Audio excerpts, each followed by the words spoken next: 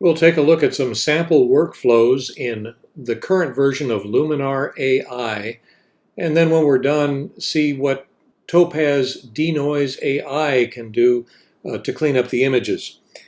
I've opened the Luminar AI interface, and as you see at the top, there are 4 pages. We're on the catalog page now.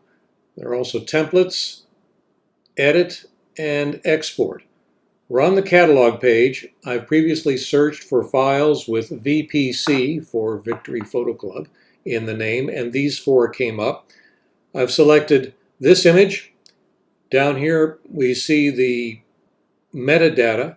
You can also search by date, by folder, several different ways of finding where your photos are. I've got some 45,000 images in my catalog here. I've picked these 4.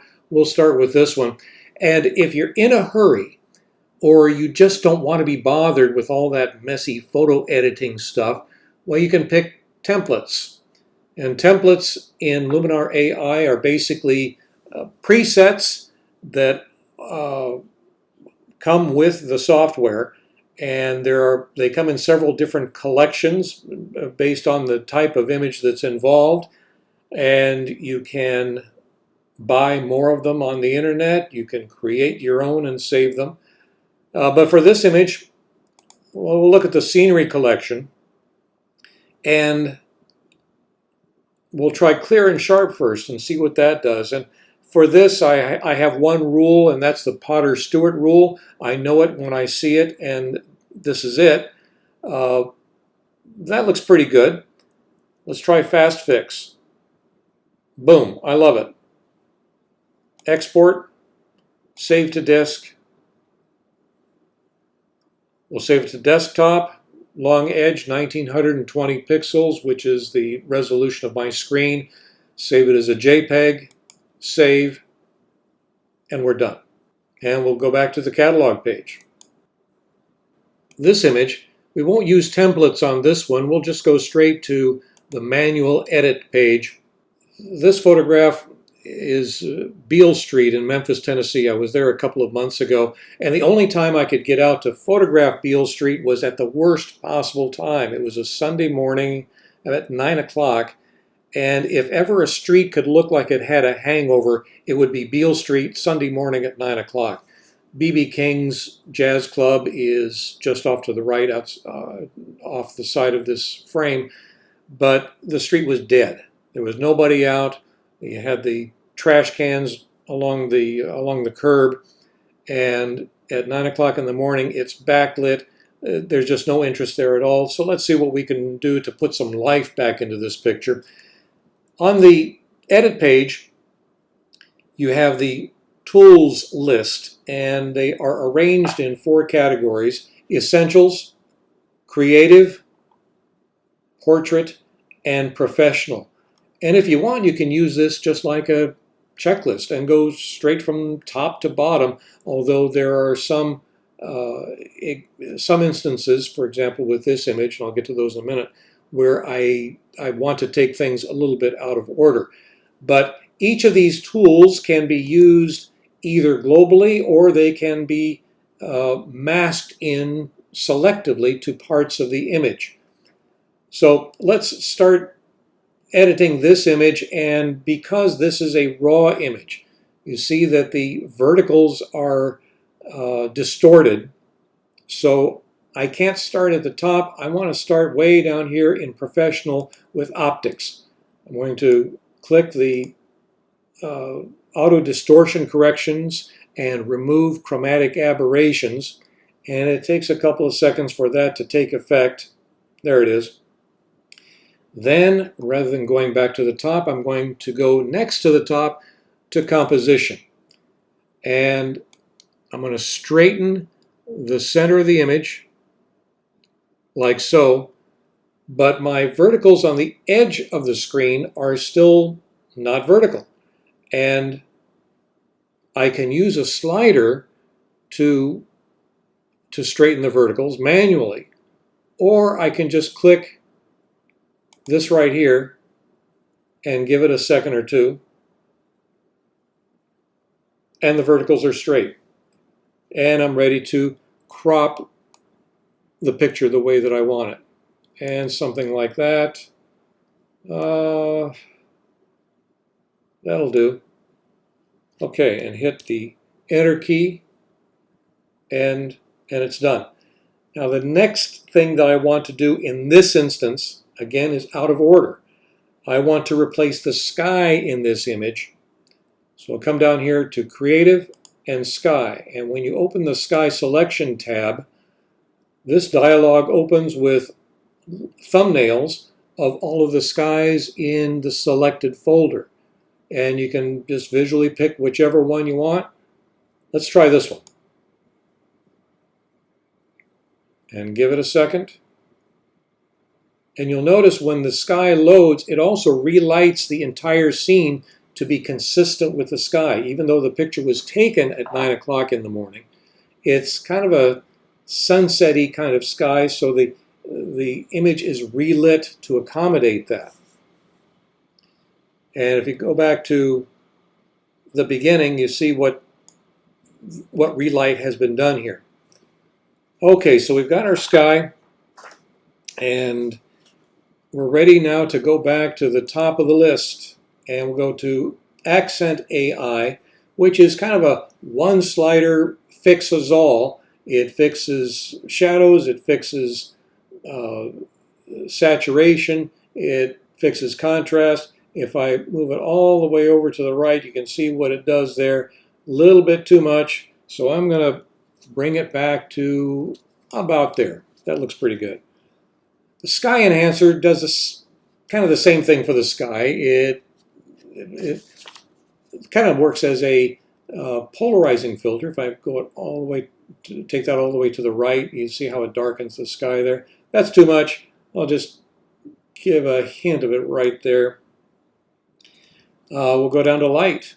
I want to warm this up. I want to make it look more like a sunset scene. So I'm going to go, yeah, about like that.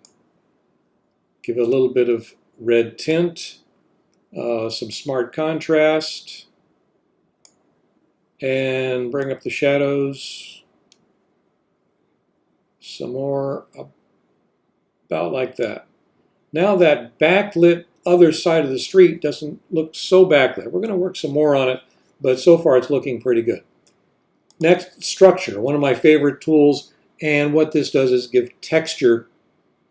You'll especially see it in the rough wood of the front of this building, and in the brick, and in the pavement, and the sidewalk. If I go all the way to the right with structure, you'll see what it does there. Now that's too much, but just an example of what structure does. And I'll bring it back to, actually if I go all the way the other way, it goes to negative structure and smooths out the image.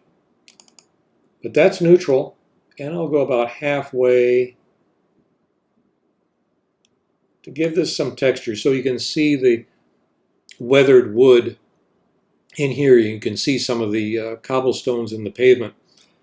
But I don't want the entire scene to be affected by the structure. I don't want it in the sky because it's just going to increase the grain and the noise in the sky. So I'm going to mask it into the areas that I want. Here's the masking icon. There's the paint mask. And now the paintbrush is a little bit too big because I set the cursor for a larger size to make it easier to see in this video. So it makes the masking brush look bigger than it is, but this is just for this purpose. So I'm going to mask the area that I want to be affected by the tool that I'm using, which in this case is the structure, the buildings, the brickwork, but not the sky. That's the area that's masked. If I want to see my mask again, I can just hit the / key, and it displays where the mask is. I'll turn it back off. And the sky is not affected by the structure at all. We'll go down to color. And in color, the vibrance, well, I think it's just about right. I don't think I need any more than that. Saturation, right now, maybe just a wee bit. That should do it. I'll come down to landscape. The dehaze filter, not exactly sure what you'd say that it does, except if you have a hazy image, it can make things look a little clearer. You can see what it's doing when I drag it all the way over to the right. That's way too much. I just want a little hint of dehaze, maybe about 15 on the slider. Golden hour increases the warmth of the image selectively, especially for a sunset type of scene. Here's what it looks like full bore. That's way too much. I'll use the Goldilocks rule on this one. That's too much. That's not enough. That's just right. Now, I want to do more with the other side of the street. I want to bring it out a little bit more, and I also want to bring out some more of this. I want to increase the exposure in this marquee a little bit to make it stand out a little bit more. So rather than using one of the tools on here, as you saw, you can use the tools either globally or selectively in a mask. But you can also go to local masking. And this is a new feature in Luminar AI. Luminar AI, unlike prior versions of Luminar, does not use layers. There's just a single layer, and you can add on local masks as much as you like. They do not act as layers. It makes things easier in some ways, but it also loses a little bit of functionality, and I understand that the next version of Luminar will address that, and the local masking feature may be a little different with the upcoming versions. But here's what we have now. I'm on local masking. I'll add a basic mask, and the area that I want to mask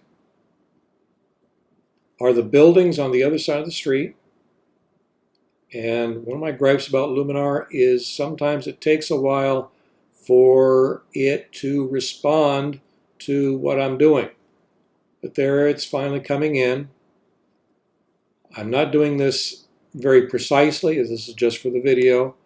And I'll also mask in this marquee because I want it to be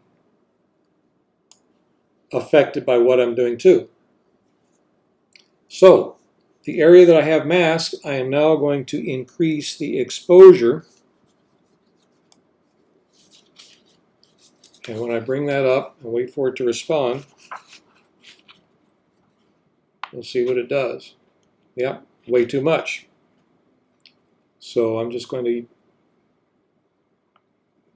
just about like that. I'll increase the contrast. About to there. And bring up the shadows some more on the other side of the street and that marquee. Yeah, something like that. It doesn't look so backlit anymore. I can do another local mask, add a second one, except I'm not going to mask it. I'm just going to use it as a global mask, global adjustment. And I think the highlights are too bright on this. I'm going to bring down the highlights globally like that, so the image is a little bit better balanced. Okay, I like it. I think we're done. Here's what we started with. Let's see, let's go back.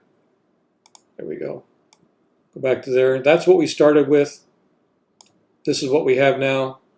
I'm going to export it. Save to disk. Watch the pinwheel. And save. Exporting a RAW file takes a bit longer than exporting something that started as a JPEG. Again, there are some areas of Luminar that I think are a little bit too slow. I hope those get addressed in future versions.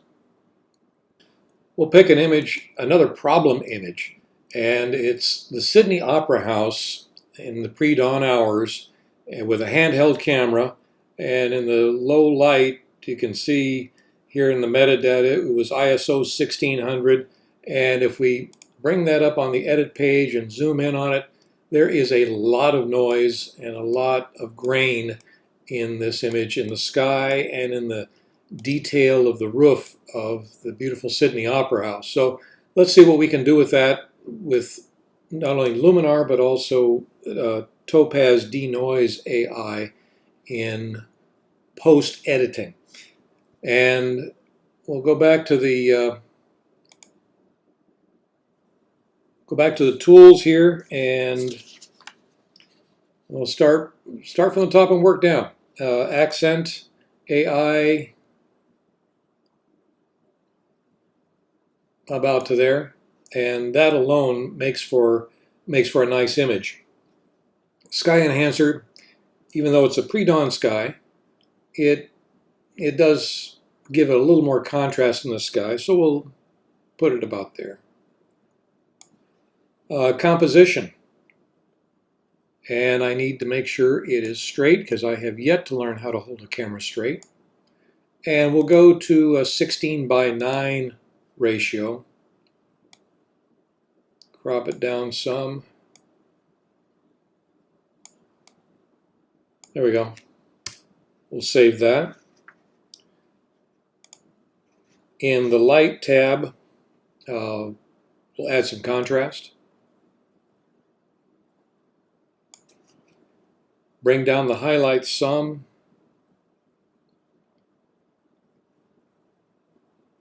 About there, and bring up the shadows. Next thing we need to, and I forgot to erase. And thanks to defects in the sensor of my camera, I've got a couple of red dots on every image that camera takes. So we'll erase that and erase that, hit the erase button, and it takes a few seconds, but it does a good job of getting rid of what we need to get rid of. There it is. Structure. Now, I'm going to use negative structure to soften the sky and the water. So I'll bring down structure to about a -20, but I don't want the negative structure to affect the building and take away any of the details. So I'll go to the mask, and because I'm masking most of the image and saving just a little bit of it, it's easier to use the erase function, and I'll just paint around the building like this. Again, this is a real rough. This is just for the video, so ordinarily I would take more time doing this.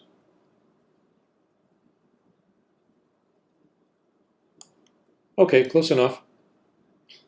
And I hit the / key to display what is masked and what is not, and there it is.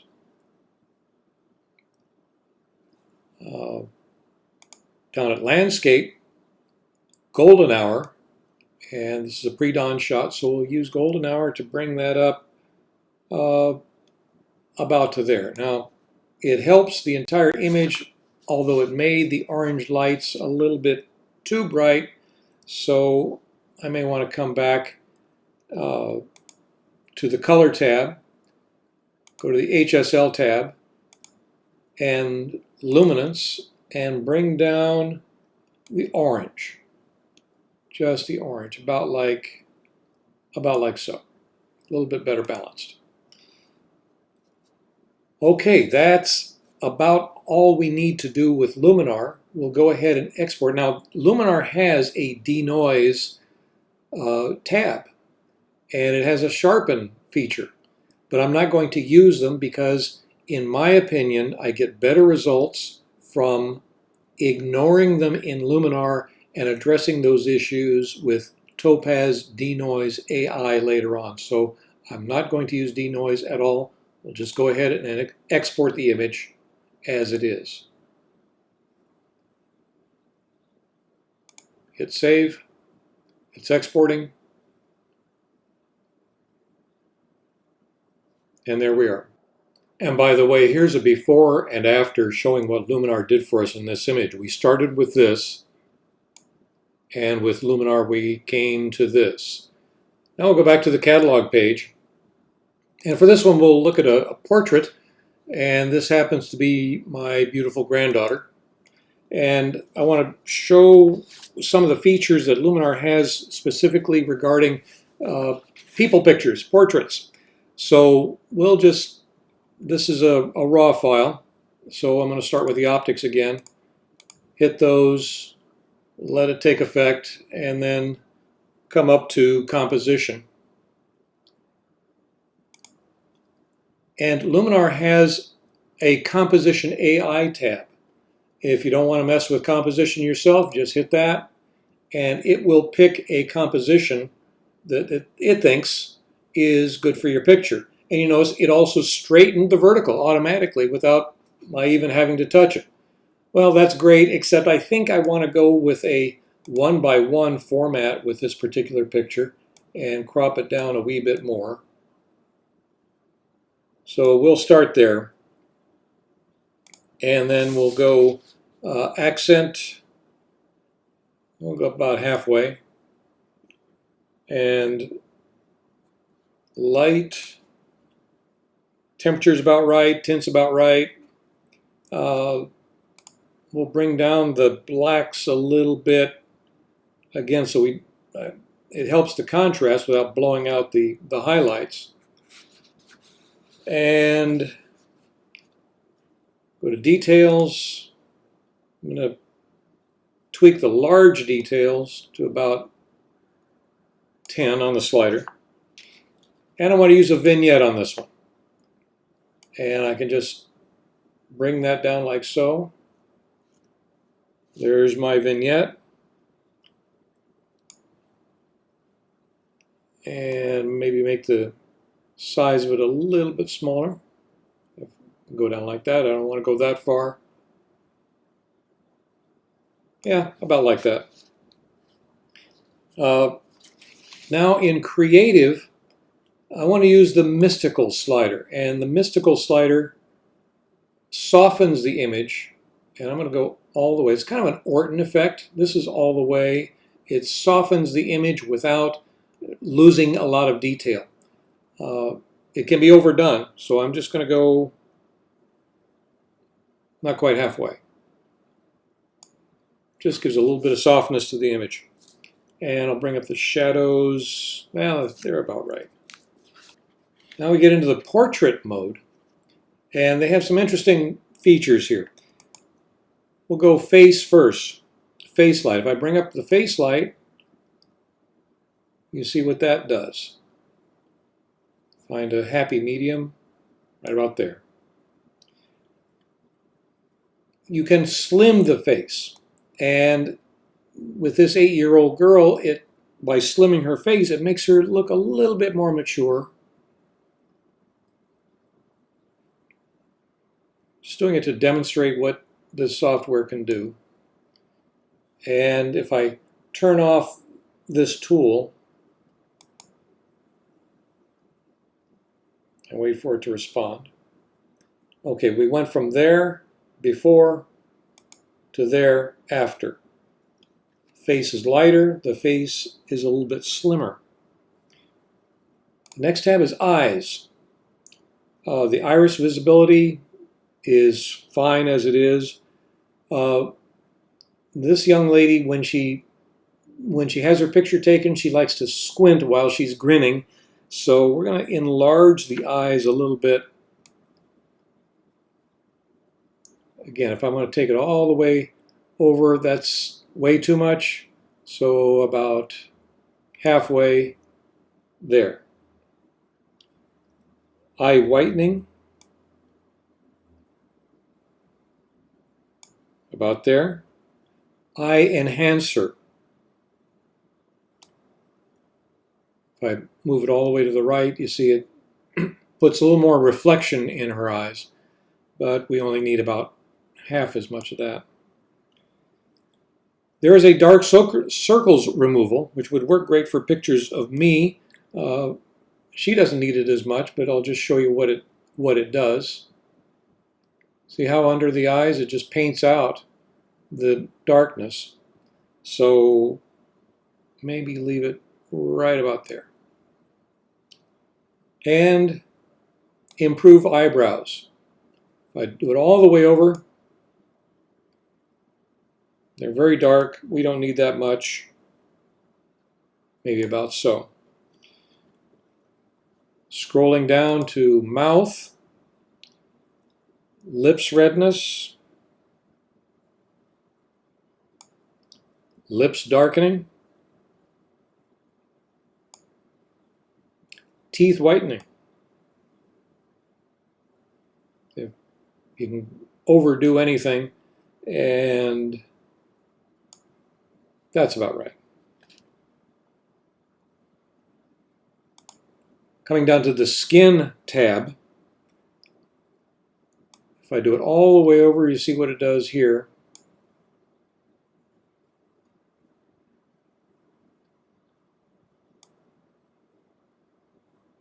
Smooths out the skin, but it's too much, so bring it back to about here. Shine removal. When you have a subject who is not wearing any makeup, you're going to get shiny spots, so this helps remove that. About like so.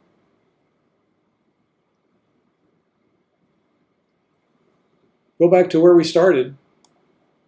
That's what we started with. Here's where we are now.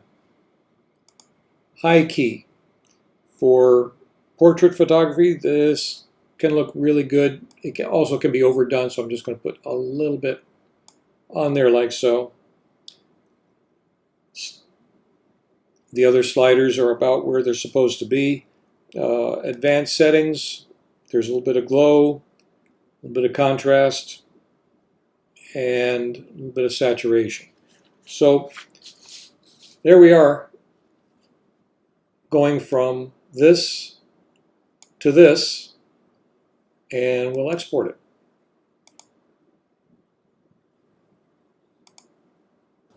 We've exported these 4 images in JPEG format to the desktop, and we did not use the denoise or sharpen functions of Luminar AI. We're going to leave those for the Topaz Denoise AI software, and we'll click all 4 of these and open with Denoise AI. I also have Topaz Sharpen AI, but the latest version of Denoise has a sharpening feature built in that works just fine. So as Denoise comes up, there are 4 different AI models. Usually use standard, and I usually just hit auto and let it decide how much noise reduction and how much sharpness needs to be put in. And because this is a portrait, I don't think I need as much sharpness, so I'm going to manually bring that down quite a bit. And we'll just apply that to this picture. And processing only takes 5 or 6 seconds per image. It's really quick. This next one, the Memphis picture, I'll use standard and auto, and it has a 5 on remove noise and 27 on enhance sharpness. I'll let it do its thing.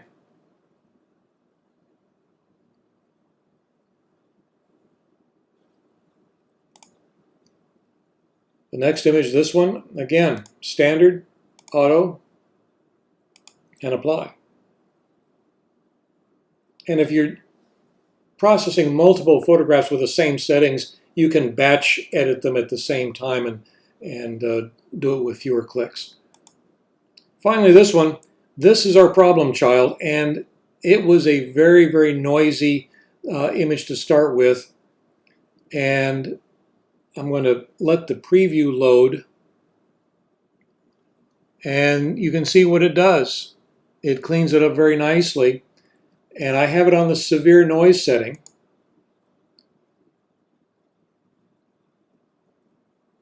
And on auto, And as I zoom in, it has to reload again. It has to reload the preview. Now it's complete, and you see what it's done to smooth out the noise in the sky and even here in the side of the building. That was a difficult area to deal with. So I'll hit apply, and it will close out itself when it's done. And now I can go back and look at these pictures. I'll look at our problem child. Quick look. And that's come out pretty good. It's not perfect, but I think it's at least as good as we can expect with all the problems that that image had going in.